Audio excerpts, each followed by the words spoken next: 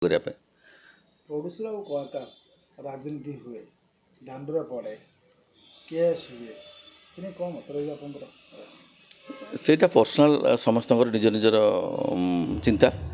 ଏଠି ଦେଖନ୍ତୁ, ମୁଁ ଆସିଛି ଗୋଟେ ଫିଲ୍ମ କରିବା ପାଇଁ। ମୋର ଗୋଟେ ମନର ଗୋଟେ ଇଚ୍ଛା ଥିଲା ଯେ ମୋତେ ଗୋଟେ ମାନେ ଭଲ ଫିଲ୍ମ କରିବାର ଅଛି। ଏଠି ମୁଁ ଦେଖେନି ଅନ୍ୟ କିଛି ଲୋକଙ୍କ ମୁଣ୍ଡରେ। ଲୋକ ଏଠି ବିଜନେସ୍ ପାଇଁ ଭାବିକି ଆସୁଛନ୍ତି। ବିଜନେସ୍ ଅଲଗା ଜିନିଷ। ଆପଣ ପ୍ରଥମେ ଗୋଟେ ଭଲ ଫିଲ୍ମ କରନ୍ତୁ। ଯଦି ଗୋଟେ ଭଲ ଫିଲ୍ମ କଲେ ତାହେଲେ ଲୋକ ଆପଣଙ୍କ ଫିଲ୍ମ ଲୋକ ଆପଣ ଫିଲ୍ମକୁ ଭଲ ପାଇବା ଦରକାର। ଆପଣ ବିଜନେସ୍ କେତେ ହେଉଛି ସେଇଟା ମ୍ୟାଟର୍ କରେନି।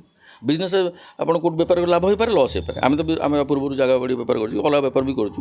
କିନ୍ତୁ ଆମେ ଯଦି ତାକୁ ସେଠି ପ୍ରଫେସନ୍କୁ ବିଜନେସ୍ ଯୋଡ଼ି ଦେବୁ ତାହେଲେ ମୋତେ ଏଇଟା ଠିକ୍ ଲାଗେନି। ମୁଁ ଚାହେଁ ଏଠି ଏଇଟା ଗୋଟେ କଳାର କ୍ଷେତ୍ର। ଏଠି ଆପଣ ଯେଉଁଟା ଲୋକଙ୍କୁ ଦେଖିବାକୁ ଚାହୁଁଛନ୍ତି, ଲୋକ ସେଇଟା ଦେଖନ୍ତୁ ଆଉ ଲୋକ ସେଇଟା ଫିଲ୍ କରନ୍ତୁ। ଯଦି ମୁଁ ଫିଲ୍ କରିପାରିଲି ତାହେଲେ ଜାଣିଲି ଯେ ମୁଁ ଫିଲ୍ମଟା କରିକି ନିଜକୁ ମାନେ ସାର୍ଥକ କରିପାରିଲି। ଲୋକ ଏଇ କଳାଟା ଆପଣ ପିଲାଟି ଦିନରୁ ଥିଲା ନା ଏବେ କଳାକାର ଭଳିଆ? ନାଇଁ ପିଲାଟି ଦିନ ନଥିଲା। ଏଇଟା ଆକ୍ଚୁଆଲି ଗୋଟେ କ'ଣ କହିଲେ, ଫିଲ୍ମ ଦେଖି ଆମେ ଛୋଟବେଳୁ ଫିଲ୍ମ ଦେଖୁଛୁ। ଓଡ଼ିଆ ଫିଲ୍ମର ଯେଉଁ ମାନ ଯେଉଁ ସ୍ତର ଯେଉଁଠି ଚାଲିଛି, ଆମେ ଚାହୁଁଛୁ କିଛି ଗୋଟେ ଅଲଗା କରିବା ପାଇଁ। ଏମିତି ନୁହେଁ ଯେ ଆମ ପାଖରେ ବହୁତ ଜ୍ଞାନ ଅଛି ଆଉ ଆମେ ଭଲ ଫିଲ୍ମ କରିପାରିବୁ, କିନ୍ତୁ ଆମ ବୁଦ୍ଧି ଅନୁସାରେ ଆମେ ଚାହୁଁଛୁ କିଛି ଗୋଟେ ନୂଆ ଜିନିଷ ଦେବା ପାଇଁ। ସେଇ ଚେଷ୍ଟା କରିକି ମୁଁ ଗୋଟେ ଫିଲ୍ମଟା କରିଛି। ଆଉ ଇଣ୍ଟରେଷ୍ଟ ମୋର ପିଲାବେଳୁ ଥିଲା ଯେ ହଁ ମାନେ ଫିଲ୍ମଟା କରିବା।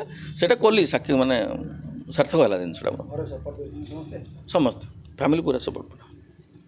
ଯେ ବଜେଟ୍, ଯେ ପଇସା ଅର୍ଥଟା ଆଜ୍ଞା ମାନେ ଖର୍ଚ୍ଚ କରନ୍ତି, ତ ଲୋକମାନେ ଦେଖନ୍ତିନି, ଫିଲ୍ମ ଦେଖନ୍ତିନି, ଲୋକ ଯାତ୍ରାକୁ ଆଜିରେ ପସନ୍ଦ କଲେନି। ପଇସା କ'ଣ ଉଠିବ ଭାବୁଛନ୍ତି?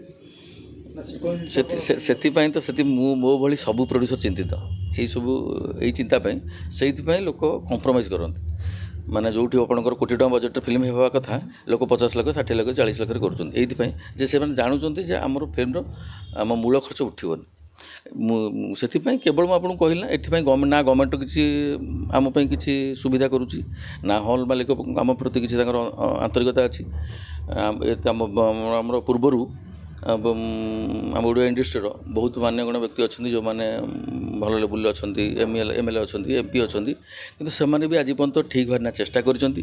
ବହୁତ କେତେଜଣ ଅଛନ୍ତି ଚେଷ୍ଟା ବି କରୁଛନ୍ତି, କିନ୍ତୁ ଆମକୁ ଆଗକୁ ନେବାକୁ ହେଲେ ଗଭର୍ଣ୍ଣମେଣ୍ଟର କିଛି ଆମକୁ ସପୋର୍ଟ ରହିବା ଦରକାର। ଯେଉଁ ପର୍ଯ୍ୟନ୍ତ ଗଭର୍ଣ୍ଣମେଣ୍ଟ ଆମକୁ ସପୋର୍ଟ ଦେଇନି, ଅନ୍ୟ ଷ୍ଟେଟ୍ ଭଳିଆ ଯେମିତି ସପୋର୍ଟ ଦେଉଛନ୍ତି, ସେଭଳିଆ ସପୋର୍ଟ ଆମକୁ ଓଡ଼ିଶାରେ ମିଳେନି।